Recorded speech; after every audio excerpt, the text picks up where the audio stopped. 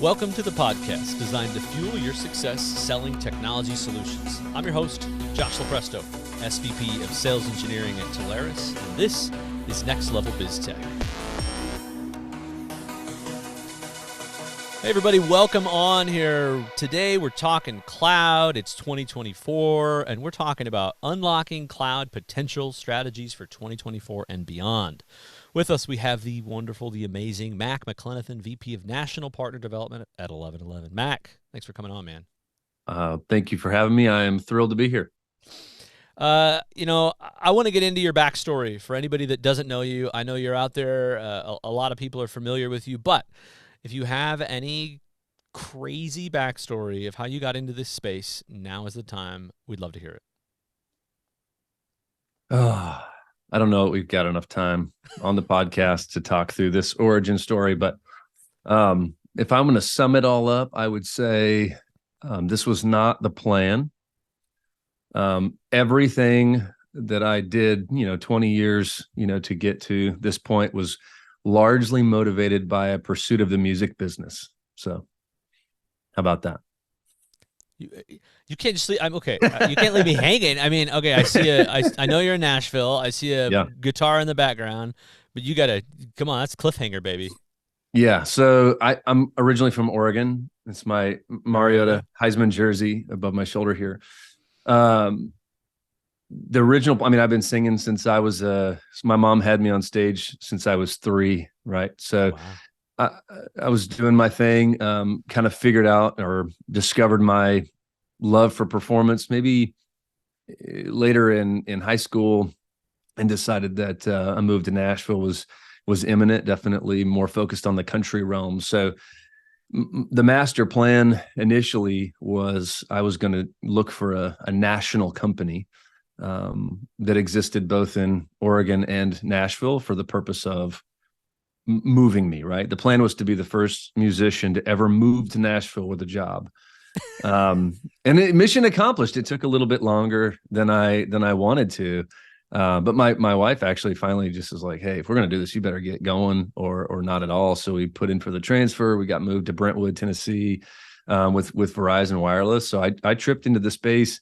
I thought, hey, they're national. I'll get some sales skills. That should translate in the performance world. So that's kind of how I got in. And then I happened to work across the street from a Paytech office. And those guys, came in periodically and, got to know some of them and kind of soft recruited me over a period of time. And then the wheels started turning again, like, hey, I'm in Nashville. The music business is tough. I'm going to hear no a lot. I've never done B2B sales. I've never done outside sales. So again, this is an opportunity to kind of build the skills. I shouldn't have been hired. That was probably the riskiest hire. He knew it too. I mean, when I was hired at Paytech, it was a process, and the hiring manager, great mentor of mine, even referenced, because you're completely unqualified for this. You just moved to town. You don't know anyone. You've never done B2B sales, and you don't even know what we do. So naturally, he pulled the trigger on the hire, but. He That's said, awesome. He said, you know what? All my people are at plan right now, so I can afford to take on a project. And it was. I did not sell one deal for a full 12 months. And again, they shouldn't have hired me, and they probably should have fired me. But it ended up working out okay. Fast forward to my exposure to the channel, right? So I was on the direct side with Paytech, and then I learned of this channel. And again, wheels started turning, hey, bigger territories, company funded travel, I can use this to kind of build the brand and bring my guitar, play at night, work during the day, company funded, tour expenses, that kind of thing. And learned that that was a tall order when you're working all day and trying to play till 2 a.m. and do it all over again a bunch of times and booking gigs and all the logistics behind that. So about, I would say 7-8 years ago, I promoted this to my actual full-time career. So Sweet. Here we are. I love it. No, you've been a massive resource for everybody. I think you're a very well-known name out there, have a very good brand established. And so, Well, I love hearing the music background. I'm very glad that we got you on this side. So appreciate all that you do out there. Well, fortunately, it was very interesting, and I was given an opportunity to learn a bunch of different technologies in the pursuit of the music business. So Yeah. So let's talk about, all right, your role is over national partner development. Help us understand a little bit about what that means. And look, you guys have a lot of great products. You got DRAS, BAS, IAS, and I know I give people crap for abbreviating on here, but I'm going to leave it to you to talk about your role, 1111, and what some of those products are. yeah, so if I'm going to be completely honest, when you go through, I think we acquired 7 companies in 11 months. My background was somewhat unique. Fortunately, 1111 decided to build a company around all of my past experiences. So if you look at, not so much wireless, but it's relevant. Telecom, cloud, and security. We bought an MSSP at Green Cloud, 3, 4, 5 years ago, and even partnered with security companies prior to that, right? So 1111's purpose out of the gate was really to bring cloud connectivity and security together, right? Provide visibility, eliminate finger pointing, and really give companies an opportunity to see it all in one place, right? So when we were first acquired, and I came from Green Cloud, when we were acquired in 2021, they had absolutely no idea what to do with me.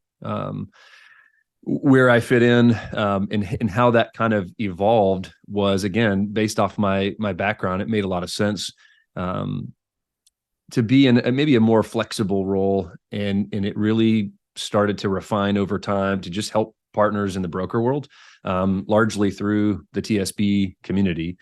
Help them evolve their business, right? Help them connect the dots between, network or whatever their background is to cloud, or cloud to security, or security to cloud, or and back to network, right? How do all these things play together, and really just dig in to help them evolve the business? So let's talk about then, as these companies have come together, what are you seeing from a product perspective? I mean, where do we really start, right? You've got disaster recovery, you got backup, you've got infrastructure, you've got security, and probably 15 more things that I'm not naming off. Sure. Where do you see that? Where are people wedging in? I guess for partners that are out there that are listening, going, man, I love this. This is great. I love Mac. I want to Mm-hmm. bring them in. What are those products that that you start having hits with first off? Yeah, I mean, this is my favorite and hated and most hated question all at the same time, right? Because there's a lot on the truck, and the answer always is it depends, because it kind of depends on where the customer or where the partner is coming from, right? If they're coming from a network background, I'm probably going to take a little bit of a different approach. If they're coming from a cloud or data center background, I'm going to take a little bit different approach. If you look at our revenue base, we are by far the most well known for our cloud infrastructure, right? So that can mean backup, disaster recovery, and infrastructure as a service, right? So if we focus there, again, you can tiptoe into it by simply tagging on the more transactional products like an M365 backup. Some people take that approach because it is so easy to sell. The problem, though, is that it's a little bit more commoditized, right? The easier it is, the more competitive it might likely to be, right? So sometimes that's a door opener. But we've just been seeing a ton more organizations be willing to outsource more in larger organizations in the DRAS space. So the vast majority of our revenue is coming from the Zerto-based disaster recovery as a service. There's lots of great wrappers, before and after, that we can talk about into a bit more. But that's where a lot of the business is coming from right now. Yeah, what do you? I was going to ask if you wanted to call out some of those OEMs. I mean, what are you seeing for the people that are coming to you that say, "Hey, you guys are a known commodity from a backup and DR perspective"? Are they wanting Zerto already and they're looking for a home for it, or do they have no idea what they want and they have no backups? Any trends that way? It honestly kind of depends on the source of the lead, right? So, and I say it that way because of the OEMs. We're the largest Zerto and Veeam cloud service provider in the entire world. So the global element there is unique, is somewhat unique to us, right? The volume and expertise and the time that we have been with these OEMs definitely sets us apart. I think early on, and this largely came through the acquisition of iland, They took a different approach than every other service provider. And I used to have to compete against them, and it used to annoy me. But now it's great to have it on board. They wrote a lot more around combining like a Veeam and a Zerto and VMware all into one console. So that's our, secure cloud console. So if a customer has the use case where we're looking at backup, disaster recovery, we're leveraging these OEMs kind of in their best position, right? So Veeam is definitely more well-known and more respected in the backup space. Zerto is definitely a better replication product. So it kind of depends on what the customer's goal is, but a lot of times it's both. So we're going to cover backup and DR and consolidate that view so they can recover from their O365 tenant or M365 tenant. They can recover backup files from Veeam. They can execute a failover with Zerto. They can build a new virtual machine, all in that same secure cloud console, which is definitely unique to us and something we're expanding on and bolting on a lot of these security services and network services into that same console. I love it. There's good killer product sets there. Let's talk about one of those. Let's talk about that security side. What are those security products that you're seeing people bolt on? You want to talk about that a little bit? Yeah, another really fun conversation. I spent the last couple of years evangelizing in that space, because it can start, again, I think it connects really well to the legacy network sales folks out there. If we can have a secure SD-WAN conversation with us managing that firewall, and it's going to be, a FortiGate or FortiSwitches, FortiAPs, that's a compelling story, and it's closer to the day-to-day conversations that the network-focused sales folks are, right? But you can move right up the stack, right? If you look at this cybersecurity framework, you've got I think most folks, if you're talking security, like the protect, detect, respond piece of NIST more than anything else. But where we fit in that is definitely on the protection side. There's a data protection story with some backup services that we represent, and I think Cohesity is becoming a larger part of that story, especially on the security front. But then again, the managed firewall switch AP, and then you move into SIM and EDR type services for the detect, respond, continuous vulnerability scanning, which I'll put in the detection phase, right? Just to help customers figure out where the vulnerabilities lie today, how to prioritize and check those off the list. So you can have a lot of conversations that logically connect over time, and they always touch recovery. Networking is a big part of recovery. How do people get access to these environments when they do fail over? So a lot of times we're pulling through the network and security through the DR conversation, but you can work that backwards too, right? Yeah. I'm a big OEM nerd. You mentioned SIM and EDR. Do you want to call out some of those OEMs that you guys have a lot of expertise in? Yeah, today it's primarily FortiNet, right? So FortiSIM, FortiEDR, and then obviously the FortiGate on the firewall side. The risk scanning tool set that we're using is Coda Intelligence, which I like because it's a very clean interface. It's what the customer is going to be logging in and using from a portal perspective, and it's not something that everybody else has, right? So we're also in the same tool with really no value add. It's a nice, clean, deliverable, especially for those that are looking for a report that's consumable by kind of an executive team, right, to show progress. But that space is very fast, or is evolving very quickly with us, right? We're actively looking to onboard new vendors and support new platforms and kind of expand in that security portfolio. So you'll see a lot of announcements in Q1, most likely. Sweet. Maybe we can pry some of those out of you at the end that you can leak out on the public podcast. But hey, we'll get to that.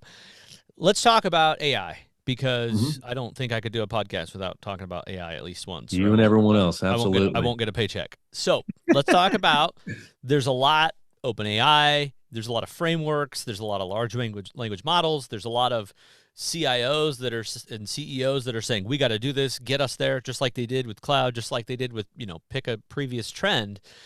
How do you guys feel that LLMs and OpenAI is going to drive changes and impact customer infrastructure and security as we look out 24? I mean, it's funny. I don't know, maybe 30, 60 days ago, and maybe I'm late to the game. That has been the conversation topic of choice. And originally I'm like, what the heck? What is our AI story? Do we have an AI story? But then I found out very quickly that everybody's asking that exact same question, right? What is our AI story? What should our AI story be? Too early to tell, right? From an infrastructure standpoint, if you go down that path, it's all about GPUs, right? So there's some customers or some companies that are trying to, build and focus on kind of that high performance compute as a service. That's not a game that we're playing in right now. Definitely something that we're keeping an eye on. On the security side, it's all about privacy policy and the creation potentially of that and what the policy should be internally. So we're involved in those conversations. And honestly, if I'm a partner selling in the field, if nothing else, it's really beneficial to understand where your customers are on that.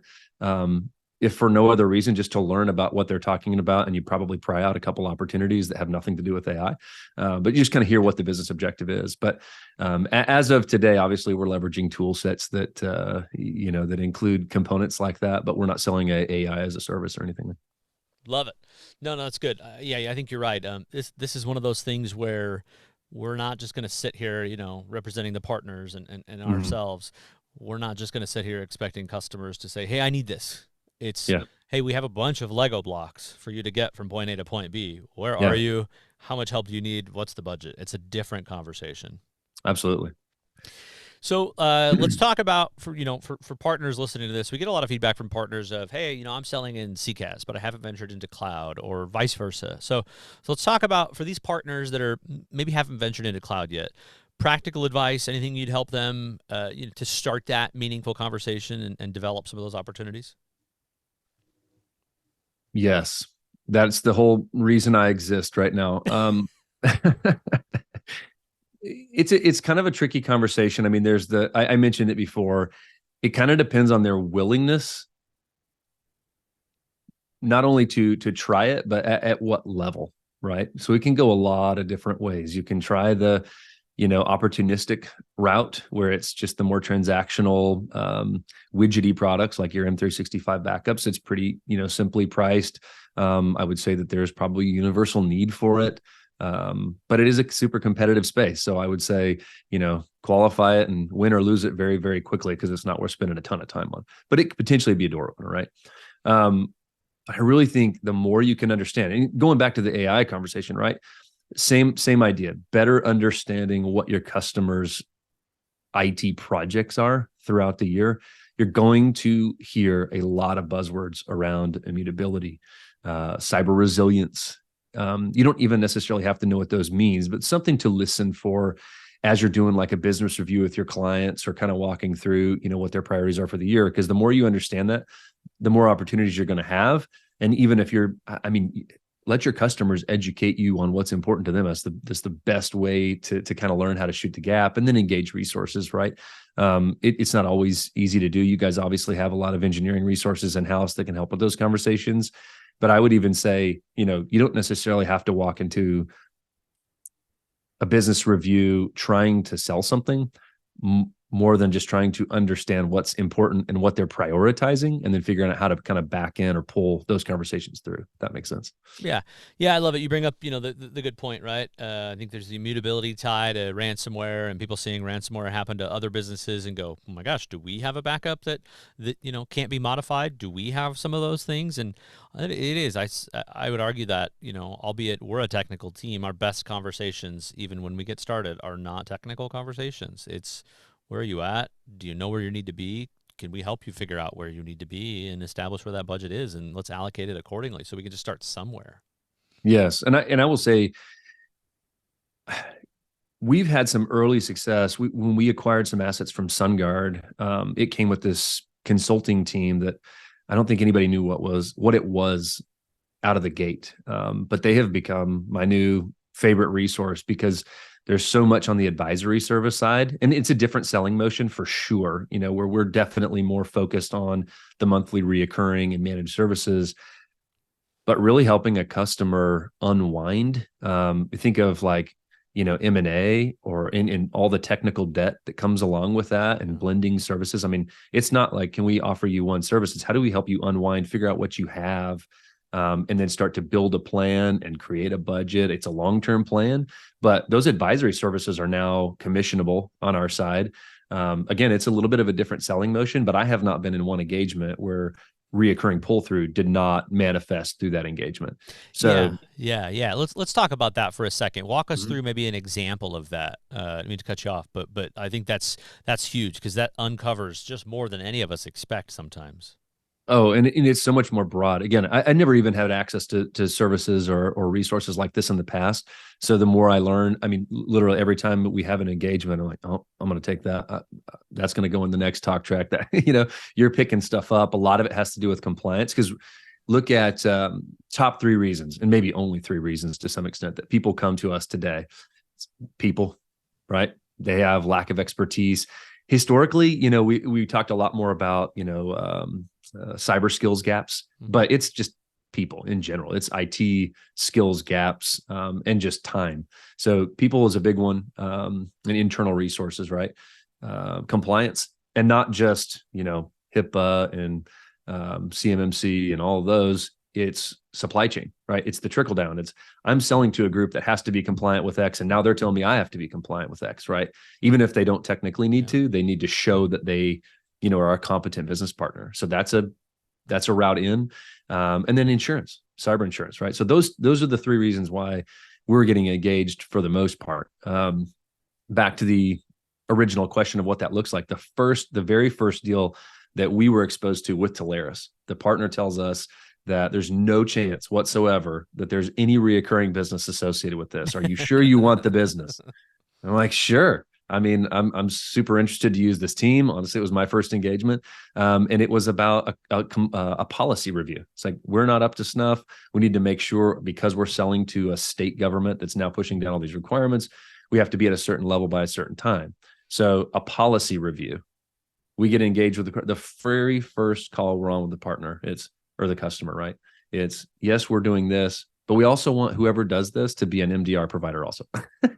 So, Ding, ding, I mean, ding. 100% of my engagements, and again, it's a relatively small sample size, but our consulting team actually has goals and targets on that monthly recurring pull through too. So they're engaged to help customer partners really drive the next level or the next step in managed services, but adding value on the front end with relatively, little commitment, right? No long-term contracts. It can be transactional, but again, the pull through is coming through pretty consistently. Yeah, I love that. I mean, that's one of the biggest things that partners want to hear is we have a team that is incentivized to help grow your accounts Yeah. and go even wider into that. That's so massive. Awesome stuff. Yeah. And really, again, the level of expertise that these guys bring have been really, I would say, inspiring. We've got outputs. Whenever you roll out a new product as a service provider, you're always kind of curious. Am I going to put this out there and get my butt kicked by the next competitor, right, or someone else that I run into day to day? You just don't know what it's going to look like. So first couple that we put out in the market, I'm kind of holding my breath. Are we going to be price competitive? Is this going to be what they want? And universal feedback is right to the point, solid outputs, totally credible, and competitive, in the market. So again, that's a great resource currently that is being very undersold on our side. Awesome. All right. Hopefully not anymore. We'll help with Yeah. that. Okay. So now that I think you've laid a really good foundation of here are the products that we have, here's where we're good at, here's what people are coming to us for, walk us through an example. And what I like to hear in this situation is what was the premise that you were brought in for? What was the tech stack, OEMs or whatever that they had, if you could share that? And then Sure. ultimately, what did you put in place and what did it look like after? Yeah. I mean, a lot of these deals look the same, and I just my personality, I want to give you the most complex, crazy one ever, but I'll refrain and give you a more bread and butter deal. But let's call a global investment firm. Probably shouldn't share the name, but common pain points, right? They've got legacy solutions out there, right? In this case, it was SRM with array-based replication, obviously super time time and labor intensive to test. They didn't have a lot of confidence in failover. And this one, I would highlight and rubber stamp and red flag all over the place. That is a huge gap, right? The ability to effectively test and document what those tests look like, especially going back to our compliance and insurance, kind of top three reasons. Those are things that I would say the industry or really as IT evolves, there's a requirement for more maturity there that is really, really a low bar right now. So everyone's being called to a higher standard, and that kind of no confidence in live failover may be the best door opener ever. And I can tell you how we would use our advisory services to kind of shoot that gap maybe after this. But growing global footprint, right? Obviously compliance requirements, and then a cloud first mandate, right? We're still getting that as feedback, whatever that actually means, right? Yep. Along with AI, I'm surprised that didn't come up. But the competition that we faced on this particular opportunity was VMware on AWS, right? The do-it-yourself model, right? I'm going to go build the infrastructure and manage this myself, probably in a colo facility. And then everyone's obviously dinking around with Azure, trying to figure out, do I have credits? How do I use those? That kind of thing. Where we separated ourselves here, the deliverable ultimately was a Zerto Veeam M365 backup via Veeam combo, right? So we implemented all of these in that console conversation we had earlier. The ability to blend all of this. If you think about array-based replication with SRM and the complexity internally to pull off a failover, streamlines us all into one view, right? There's a lot of pre-testing, right, or kind of offline non-live failover testing that they can do for continuous validation without the disruption, and the ability to again administer that all through one console.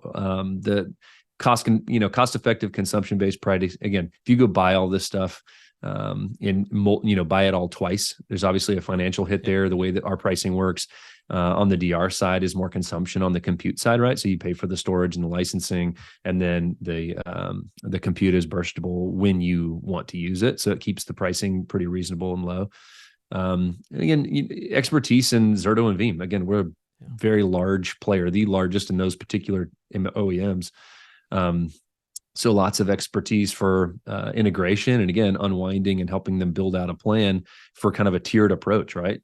Tier 0, tier 1 is Zerto, the rest goes through Veeam, and kind of building out plans on how we execute that. Those are maybe the main drivers, and that's that's a I think it was like $60,000 deal. So a solid win. But that translates, all of that translates down market to even the 5 and 10 server deals. I've done some of those where, they had infrastructure in a colo facility just for DR. That's about the easiest thing to displace, because the cost element alone of the colo offsets the cost of the entire managed solution. Yeah. Beautiful. And I feel like anything really, really important, we got to say it a couple times. Remind everybody again, you are the biggest version that does global. So we're the largest Veeam and Zerto cloud service provider. And what that means, right? They both have cloud service provider targets or programs, right? So we are a target, and that means different thing to Veeam and Zerto, right? Mm-hmm. But we were very, very early on with Veeam and Zerto and wrote some custom stuff to integrate those into our console, which again, I would attribute the reason why we are the biggest is because both of those, Zerto, Veeam, and now even HPE, drive us business directly. So their reps are calling and saying, hey, these are the guys that you need to use if you want to consume it in this way. Yeah, love it. Mm-hmm. That's huge. All right, let's see here. Final thought as we wrap this up. So we are in a rapidly developing area. What we talk about today might be a whole bunch of new stuff in 6 months, but sure, this is also the area where you can elude as much about anything cool and exciting that coming soon that doesn't violate any sort of place that gets you in trouble. So taking all that into consideration, anything you want partners to be cognizant of coming up in the next 12 months in the market, and what you guys plan to be doing to impact that. I might take a slightly different way, but think of this as what's opening doors. Market forces, trends that we're seeing that specifically relate to our technology stack. But if you look at Broadcom's acquisition of VMware, if you have a VMware customer today, it makes sense to reach out to them to ask about the impact of that, because they announced on Monday, after everything closed, that they're no longer offering perpetual licensing. Oh. So if you think about the impact up and down the stack, right? They're used to consuming it on a perpetual license that they buy and own, and now they're moving exclusively to the subscription-based model. that changes a whole bunch. And with change, there's opportunity. It potentially puts us in a better position to kind of help an organization now that they're going subscription only. How does that change their perception of cloud because of how it's consumed? Lots of changes on how Broadcom might look at us as a service provider, and those conversations are being had. Obviously, can't share a whole lot about that, but at the same time, it may be more advantageous to leverage a provider like this strategically through Broadcom, right? So that's something that I would be asking if I was a partner that your customers have VMware. The other thing, and you can respond to that if you've got any questions, but before I move on. No. This is gold. I love this. Is what I want. Pro tips. Keep going. The other thing, and this is where I think we are the go-to player in the space. I will say that authoritatively because of the level that we're approaching recovery from a cyber perspective.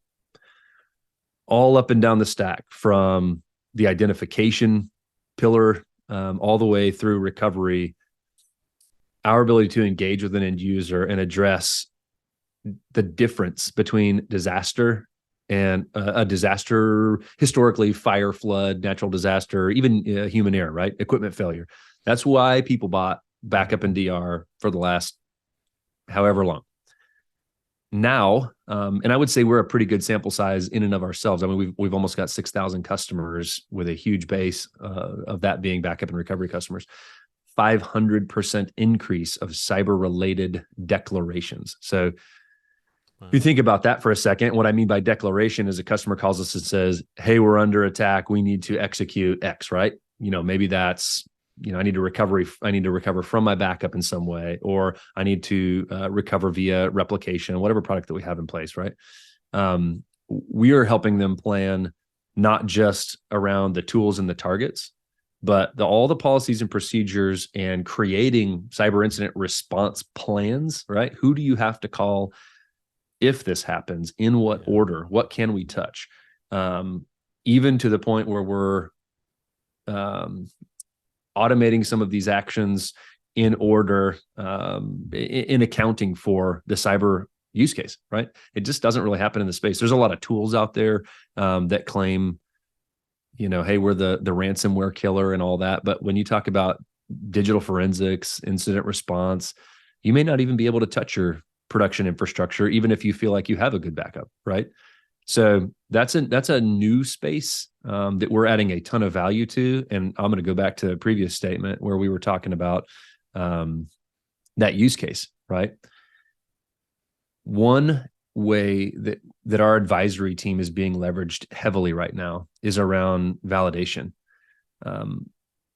If you've been around the space a while and you hear all the questions that cloud providers tell you to ask, do you have backups? Do you test your backups? When's the last time that you've completed a test? Blah, blah, blah. Those are all great questions, by the way. I'm not disparaging them, but customers have kind of gotten used to those questions and like, oh yeah, no, I do that. I did test that. I tested that last week. How did it go? Maybe they're not oversharing.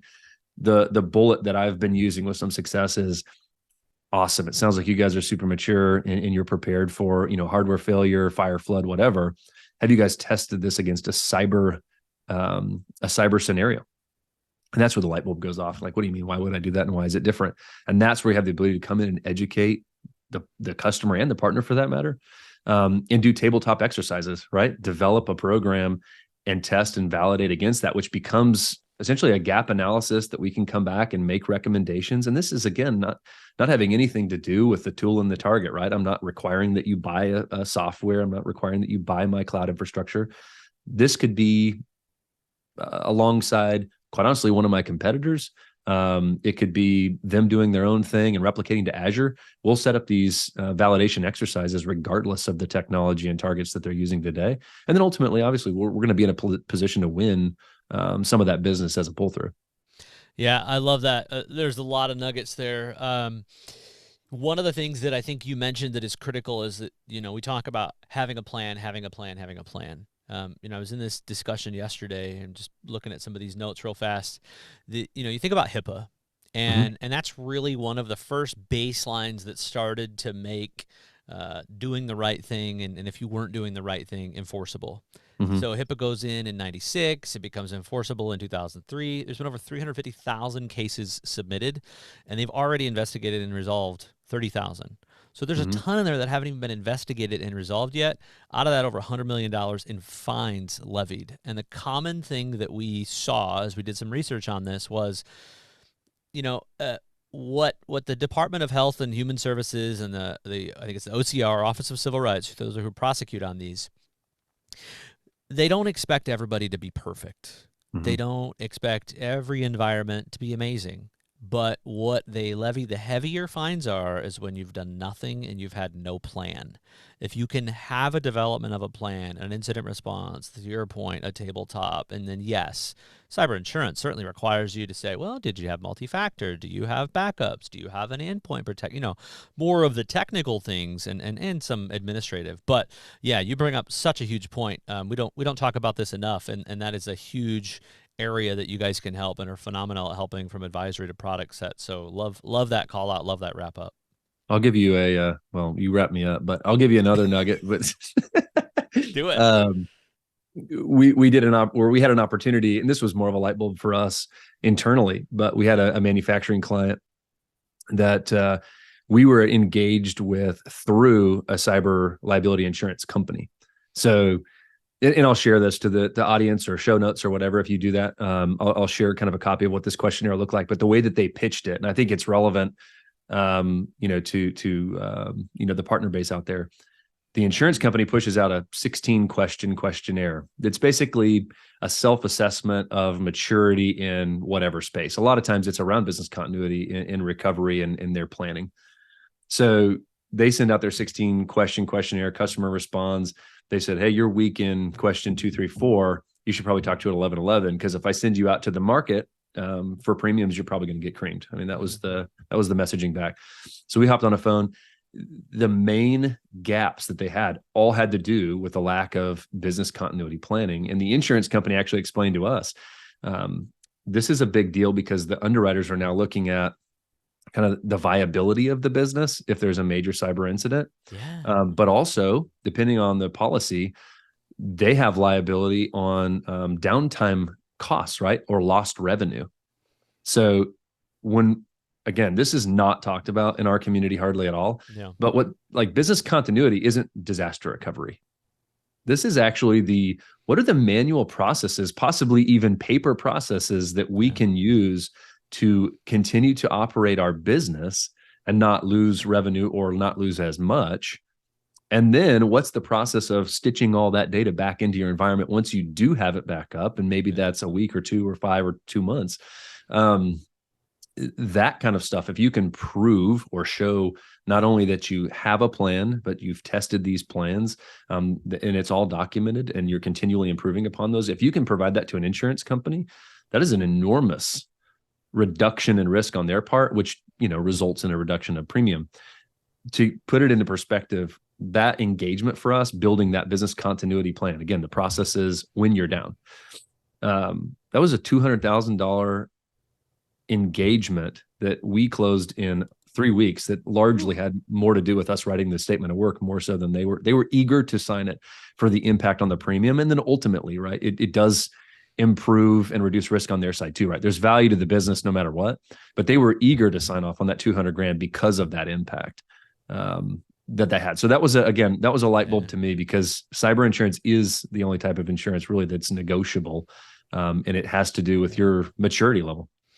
I love it. Man, I hope everybody goes back and listens to the whole thing. We covered a lot of good nuggets in this one, Mac. I'm questioned out. Thanks for coming on, man. Really appreciate it. Yeah, thanks for having me. Hey, wait, actually, one last question. If somebody's in Nashville and they're going out on a Friday night, are we going to find you anywhere? Are you out playing? Are we going to get to hear this amazing skill set at some point? You know what's funny? I would have said no a week ago. I just ran into an old contact, and this is a bit of a sidebar. I came here, recorded a country album under a stage name that I may share, but towards the end of my pursuits, I was the Sinatra guy in a big band, a 23-piece big band.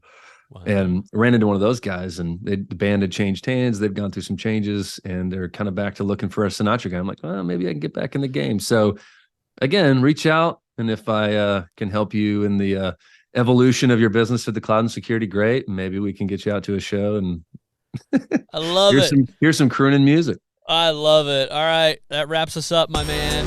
Appreciate you so much coming on. Yeah. Mac McClenathan, VP of National Partner Development, 1111 Systems. Josh LaPresto, SVP of Sales Engineering at Telarus, unlocking cloud potential. Next Level BizTech has been a production of Telarus Studio 19.